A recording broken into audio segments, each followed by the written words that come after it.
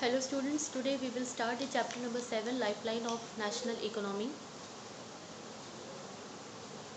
Means of transport. इस chapter में basically students हम ये पढ़ेंगे कि कौन कौन से हमारे पास ट्रांसपोर्ट के मीडियम्स हैं।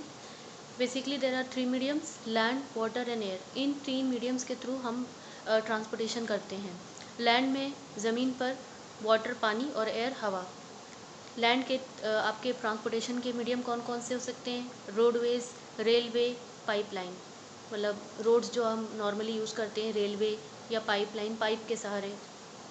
Water inland, overseas. इनलैंड मतलब हम अपने देश के ही जोग्राफिकल बाउंड्री की बात कर रहे हैं, और ओवरसीज़ मतलब देश के बाहर। एयरवेज, एयर में हमारा एक डोमेस्टिक है और दूसरा इंटरनेशनल है। डोमेस्टिक का मतलब हो गया हम देश के अंदर ही अभी एयरवेज का यूज़ कर रहे हैं, देश के बाहर नहीं जा रहे हैं। और इंटरनेशनल मतलब हम फ़्लाइट जो यूज़ कर रहे हैं वो इंटरनेशनल फ़्लाइट है, मतलब हमारे देश के बाहर हम जा रहे हैं। और डोमेस्टिक में भी आपके दो हैं, एक पब्लिक अंडरटेकिंग है, दूसरा प्राइवेट एयरलाइंस होती है। मतलब पब्लिक अंडरटेकिंग मतलब वो आपकी गवर्नमेंट रन कर रही है, और प्राइवेट एयरलाइंस कोई प्राइवेट इंडिविजुअल या कंपनी इस तरह की एयरवेज को चला रही है।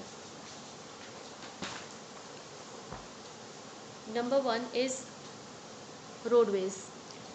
India has one of the largest road network in the world. India में अगर हम रोड नेटवर्क की बात करें, वर्ल्ड में अगर हम बात करें तो इंडिया का रोड नेटवर्क सबसे लार्जेस्ट है। About 2.3 million kilometre at present. Student, मेरी पुरानी बुक है तो ये आपका जो फिगर दिया हुआ है ये वेरी कर सकता है।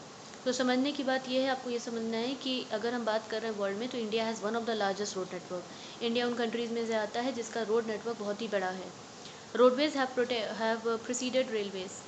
They still have an edge over the railway in view in the ease with which they can be built and maintained. अगर हम बात करें, कंपेयर करें रोड और रेलवेज़ को, तो उसमें हम देख सकते हैं कि रोड्स जो हैं आपका काफ़ी आगे है। क्यों? क्योंकि ये काफ़ी ईजी होता है इसमें ट्रैवल करना, इसको बिल्ड करना, इसको बनाना, इसको मेंटेन करना। तो in comparison of railway, roads को मेंटेन करना, बनाना ज़्यादा ईजी होता है। That is why it is more popular. The growing importance of the road transport vis-a-vis rail transport is rooted in the following reason. अब क्या इम्पोर्टेंस है road transport की? पहली इम्पोर्टेंट, कंस्ट्रक्शन कॉस्ट। रोड को बनाने में in comparison to railway line, अगर हमें रेलवे लाइन बनानी हो या रेलवे ट्रैक बिछाने हो, उसके कंपैरिजन में रोड का कंस्ट्रक्शन जो खर्चा होता है वो कम होता है। Road can traverse the comparatively more dissected and undulating topography. अब जो टोपोग्राफी का मतलब हो गया, हम यहाँ पे बात कर रहे हैं ऐसे एरियाज़ की जो मतलब हमारे जोग्राफिकल एरिया में आते हैं, जैसे कि माउंटेन्स हो गई, प्लेन्स हो गई, प्लेटू हो गई। तो रोड को हम कहीं डाइसेक्टेड मतलब हो गया कि मतलब कहीं पर भी आप रोड को मोड़ सकते हैं, कहीं पर भी डिवीज़न दे सकते हैं, रोड को मोड़ा जा सकता है। लेकिन रेलवेज़ में ऐसा नहीं होता है। साथ ही साथ रेलवे के ट्रैक लाइन्स हर तरीके की टोपोग्राफी पे भी हम नहीं बिछा सकते हैं, लेकिन रोड्स के साथ पॉसिबल है। Roads can negotiate higher gradients of the slope as such can traverse the mountains such as Himalaya. साथ ही साथ हम ऐसी जगहों पर भी रोड को बिछा सकते हैं, रोड्स को कंस्ट्रक्ट कर सकते हैं, चाहे वो स्लोप क्यों ना हो, ढलान हो, वहाँ पर भी रोड्स को हम रोड्स को कंस्ट्रक्ट कर सकते हैं। इवन जो हिमालयाज़ है, जो ऊंचे ऊंचे पहाड़ हैं, वहाँ पे भी हम रोड्स को कंस्ट्रक्ट कर सकते हैं। रेलवेज़ को करना, कंस्ट्रक्शन करना काफ़ी डिफ़िकल्टी होती है in comparison to roads. Road transport is economical in transportation of few person and relatively small amount of the good over the short distances. अगर हमें कुछ लोगों को ट्रैवल करना है और साथ ही साथ कुछ सामान पहुंचाना है और वो कम डिस्टेंस पे जाना है, तो उसके लिए लोग क्या प्रेफर करते हैं? रोड। क्यों? वो इकोनॉमिकल होता है, चीपर होता है, सस्ता होता है। It also provide door to door service. साथ ही साथ रोड के साथ हमें क्या एडवांटेज मिला है कि डोर टू डोर, घर घर तक रोड जा सकती है, लेकिन घर घर रेलवे लाइन तो नहीं जा सकती है ना स्टूडेंट्स। दस the cost of loading and unloading is much lower. इसीलिए सामान को चढ़ाना और उतारने में जो कॉस्ट आती है वो काफ़ी कम लगती है। Road transport is also use as a feeder to other modes of transport. Road transport की वजह से जो दूसरे मीडियम होते हैं ट्रांसपोर्ट के, उनको एक तरीके से मौका मिलता है काम करने का। तो रोड ट्रांसपोर्ट फीडर के काम करता है। फीडर मतलब खिलाने वाला। कैसे? अगर मान लीजिए आपको रेलवे स्टेशन पहुंचना है, या आपको एयरपोर्ट जाना है, या आपको कोई सी पोर्ट जाना है, जहाज़ पकड़ना है, तो आप कैसे जाएंगे? आप पहले रोड ही का तो इस्तेमाल करेंगे। रोड से ही तो रेलवे स्टेशन जाएंगे, रोड से ही एयरपोर्ट जाएंगे, और रोड से ही आप सी पोर्ट जाएंगे। तो इसीलिए इसको फीडर कहा गया है। अगर हम क्लासिफिकेशन की बात करते हैं तो रोड को क्लासीफाई जो किया गया है वो कितने पार्ट में किया जा सकता है। Road are classified in the following 6 classes according to their capacity. Road की कैपेसिटी के हिसाब से उसको 6 क्लास में बांटा जा सकता है, उसकी 6 कैटेगराइजेशन है। सबसे पहला golden quadrilateral super highway. Government ने ये जो प्रोजेक्ट लॉन्च किया था तो ये इसलिए लॉन्च किया गया था, जो मेजर आपकी जो सिटीज़ हैं, जो मेगा सिटीज़ हैं वो हैं आपकी दिल्ली, कोलकाता, चेन्नई, मुंबई, दिल्ली। तो 6 लेन की सुपर हाईवे एक गवर्नमेंट का प्रोजेक्ट लॉन्च किया गया ताकि इन जो बड़े बड़े शहर हैं इनको कनेक्ट किया जा सके। नॉर्थ से साउथ तक कॉरिडोर, मतलब श्रीनगर से लेकर कन्याकुमारी तक। ईस्ट टू वेस्ट मतलब सिलचर आसाम से लेकर पोरबंदर गुजरात तक। तो ये प्रोजेक्ट में ये सारी जगहें north to south, east to west पूरा कनेक्ट किया गया। द मेजर ऑब्जेक्टिव, इसका ऑब्जेक्टिव क्या था, क्यों बनाया गया ये सुपर हाईवे? सिर्फ इसलिए बनाया गया ताकि टाइम कम हो, लोगों का टाइम बचे, और ये जो डिस्टेंस है इन बड़े बड़े शहरों के बीच का जो डिस्टेंस है वो थोड़ा ईजी हो जाए, आसान हो जाए। इन प्रोजेक्ट्स को इम्प्लीमेंट करने का काम कौन कर रहा है? National highway authority of India, NHAI। दूसरा कैटेगरी, पहला तो गोल्डन है, दूसरा है आपका नेशनल हाईवे। नेशनल हाईवे का मतलब क्या होता है? These are the primary road system and are laid and maintained by the Central Public Work Department। National highway जो है आपका प्राइमरी रोड सिस्टम है, मतलब बेसिक जो रोड बनती है वो है, और इसको जो नेशनल आपका हाईवे है उसको मेंटेन करने का मतलब उसको कैसे कंस्ट्रक्ट करना है, उसको अगर मान लीजिए रोड टूट जाती है तो उसको मेंटेन करने का काम कौन करता है? वो public work department, PWD department करता है, सेंट्रल पब्लिक वर्क डिपार्टमेंट करता है। Number of major national highway run, बहुत सारे नेशनल हाईवे हमें हमारे देश में देखने को मिल जाएंगे जो कि नॉर्थ से साउथ तक और ईस्ट से वेस्ट के डायरेक्शन में इस समय रन कर रहे हैं। The historical number of major national highway हमें देखने को मिल जाएगा नॉर्थ से साउथ तक और ईस्ट टू वेस्ट डायरेक्शन में। हिस्टोरिकल शेर शाह सूरी मार्ग is called national highway number 1 between Delhi and Amritsar. तो जो शेर शाह सूरी मार्ग है नेशनल हाईवे 1, वो दिल्ली से अमृतसर के बीच में रन करता है। अब यहाँ पे कुछ एग्जांपल्स दिए हुए हैं आपको नेशनल हाईवे के। जो सबसे लॉन्गेस्ट नेशनल हाईवे है वो नेशनल हाईवे है 7, इसको चेंज कर लीजिएगा स्टूडेंट्स, अब इसका नया नाम है नेशनल हाईवे 44। मैंने फिर आपसे वही कहा है, मेरी पुरानी बुक है तो ये डेटा चेंज हो सकता है, किलोमीटर्स का फ़र्क हो सकता है। और जो नेशनल हाईवे 7 है वो लॉन्गेस्ट है, कवर करता है आपका वाराणसी से लेके कन्याकुमारी, और डिस्टेंस 2369 किलोमीटर। इसको आप चेक कर लीजिएगा क्योंकि डिफरेंस हो सकता है। फिर दूसरा एग्जांपल आपका नेशनल हाईवे 8 दिया हुआ है, और national highway 8 while national highway 15 cover most of the Rajasthan. Third category जो रोड की है आपकी क्लासिफिकेशन की, वो है state highway. Road linking a state capital with the different district of headquarter are known as state highway. State highway का मतलब होता है जब आपकी ऐसी कोई रोड है जो स्टेट की कैपिटल है, ठीक है, जो आपका राज्य है उसकी जो कैपिटल होगी वो उस राज्य के कैपिटल को उसके ही राज्य की अलग अलग डिस्ट्रिक्ट से जोड़ती है कोई रोड, तो उस रोड को हम कह सकते हैं वो क्या है, स्टेट हाईवे में आता है। इन रोड्स को कंस्ट्रक्ट करना, बनाने का काम, मेंटेन करने का काम PWD डिपार्टमेंट करता है, पब्लिक वर्क डिपार्टमेंट करता है।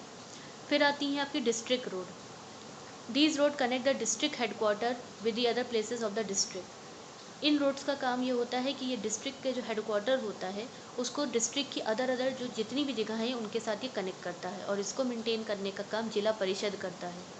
फिर आपकी रोड्स आती हैं अदर रोड, रूरल रोड, जो गांव की रोड्स होती हैं, which link the rural area and villages with the town. तो गांव की रोड्स को, सड़कों को शहरों से, टाउन से कनेक्ट करने वाली जो रोड होती हैं उस तरह की रोडों को इस कैटेगरी में डाला गया है। और इन रोड्स को एक स्पेशल तरीके का हम कह सकते हैं एडवांटेज मिलता है अंडर प्रधानमंत्री ग्रामीण सड़क योजना, जो कि 2000 में अटल बिहारी वाजपेयी जी के द्वारा स्टार्ट की गई थी। इस स्कीम में क्या है, एक तरीके का स्पेशल प्रोविज़न करा गया है so that every village in the country is link to a major town in a country, ताकि हर एक जो गांव है वो शहर से कनेक्ट हो सके। इवन अगर आपका कोई भी सीज़न हो, किसी भी सीज़न में रोड को आसानी से विलेज से शहर से कनेक्ट किया जा सके, तो उस तरह की कैटेगरी वाली रोड्स होती वो यहाँ पर आती अदर रोड्स में। हमारा लास्ट कैटेगराइजेशन है रोड का, 6th, वो है border road. Apart from this, इसके अलावा border road organisation a government of India undertaking जो बॉर्डर रोड ऑर्गेनाइजेशन है, ये ऑर्गेनाइजेशन जो है भारत की सरकार जो है गवर्नमेंट ऑफ इंडिया के अंडर आता है। तो कंस्ट्रक्ट और मेंटेन करने का रोडों का काम, जो कि बॉर्डर हमारे कंट्री के जो बॉर्डर्स पे जो रोड्स आ रही हैं, ठीक है, वहाँ पर जो रोड्स हैं उसको मेंटेन और कंस्ट्रक्ट करने का काम आपका बॉर्डर रोड ऑर्गेनाइजेशन करता है। और ये जो एक अंडरटेकिंग है वो गवर्नमेंट के अंदर है। इस ऑर्गेनाइजेशन को 1960 में बनाया गया था। और इसकी इम्पोर्टेंस क्या है? इसकी इम्पोर्टेंट ये है कि ये northern and north eastern border areas को कवर अप करती है। These roads have improve accessibility in areas of difficult terrain. साथ ही साथ इन रोड्स की वजह से जिन जगहों पे जाना पॉसिबल नहीं था, तो रोड बन जाने की वजह से इस तरह की जगहों पे जाना अब आसान हो गया है। साथ ही साथ इकोनॉमिक डेवलपमेंट इस उन एरियाज़ में जहाँ पे हम पहुँच नहीं सकते हैं, तो रोड्स बन जाने की वजह से अब उन एरियाज़ में क्या हो गया, इकोनॉमिक डेवलपमेंट भी पॉसिबल हो चुका है।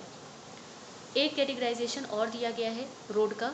रोड को हम उसके मटेरियल के हिसाब से भी, या जो कंस्ट्रक्शन के दौरान जो हम सामान उसमें लगा रहे हैं उसके हिसाब से भी रोड को दो तरीके से क्लासिफाई किया जा सकता है। पहली है मेटल और दूसरा unmetalled.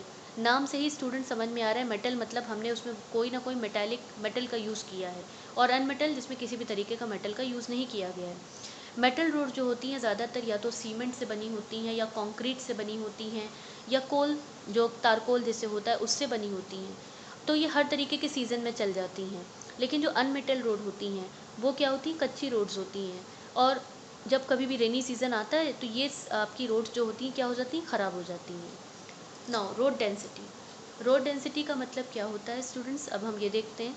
The length of the road per 100 square kilometre of area is known as density of road. मतलब किसी भी एरिया का आप 100 किलोमीटर का स्क्वायर किलोमीटर का एरिया ले लीजिए, और वहाँ पे जो रोड्स रन कर रही हैं उसे हम कहेंगे उसका डेंसिटी ऑफ रोड। मतलब आप 100 किलोमीटर के एरिया में, ठीक है, एरिया आपने एक ले लिया 100 स्क्वायर किलोमीटर का, अब उसमें जितनी भी रोड है उसकी रोड की जो लेंथ है उसे हम क्या कहेंगे, रोड डेंसिटी कहेंगे। अब ये जो रोड डेंसिटी हमारी कंट्री में जो है वो अलग अलग जगहों पे अलग अलग है। जैसे कि कहीं पर आपको रोड डेंसिटी सिर्फ 10 किलोमीटर देखने को मिल सकती है, जैसे जम्मू एंड कश्मीर। तो वहीं जहाँ पे उत्तर प्रदेश है वहाँ पे ये डेंसिटी आपको 532 किलोमीटर भी मिल सकती है। स्टूडेंट, ये आपका जो रेशियो है ये नई बुक में आपकी अलग हो सकता है, क्योंकि ये पुराना डेटा दिया हुआ है। मेरी बुक है पुरानी तो उसमें पुराना डेटा दिया है, तो न्यू डेटा के हिसाब से ये डेंसिटी अलग हो सकती है। और with an national average of 125, मतलब एक एवरेज अगर हम निकाल रहे हैं रोड डेंसिटी का, तो पूरी कंट्री का एवरेज क्या निकल सकता है, 125 किलोमीटर। तो ये डेंसिटी इतना वेरिएशन क्यों? वो इसलिए स्टूडेंट्स, क्योंकि कहीं पर पॉपुलेशन कम है तो किसी किसी स्टेट में पॉपुलेशन बहुत ज़्यादा है। तो according to the population, according to geographical topography, उन सब की वजह से रोड का वेरिएशन हो सकता है। रोड ट्रांसपोर्टेशन की अब हम प्रॉब्लम्स पढ़ेंगे या उसके ड्रॉबैक्स पढ़ेंगे कि रोड ट्रांसपोर्ट में हमें क्या क्या दिक्कतें देखने को मिलती हैं। सबसे पहला, ट्रैफिक। सबसे बड़ा जो प्रॉब्लम है वो वॉल्यूम ऑफ ट्रैफिक बहुत ज़्यादा है। ट्रैफिक को देखते हुए और पैसेंजर्स को देखते हुए हमारे यहाँ रोडों की कमी है। रोड कम है, पैसेंजर्स बहुत ज़्यादा हैं, ट्रैवल करने वाले लोग ज़्यादा हैं, रोड पर काफ़ी बाहर है। ज़्यादातर हमारी जितनी भी रोड्स बनी हैं, हाफ ऑफ द रोड तो क्या है, अनमेटल्ड हैं, अच्छे से नहीं बनती हैं। जिसमें क्या होता है कि उनका यूसेज, जो उनका इस्तेमाल करने का जो यूज़ होता है वो बहुत लिमिटेड होता है। क्यों? क्योंकि जब रेनी सीज़न आता है तो ये रोडें ख़राब हो जाती हैं। हमारे यहाँ नेशनल हाईवे भी काफ़ी कम बने हुए हैं, ये नेक्स्ट डिसएडवांटेज है। Roadways are highly congested in cities. शहरों में इतना ज़्यादा कंजेस्शन होता है, इतनी भीड़ होती है कि रोडवेज बहुत कंजेस्टेड हो जाती है, उनमें चलना मुश्किल हो जाता है।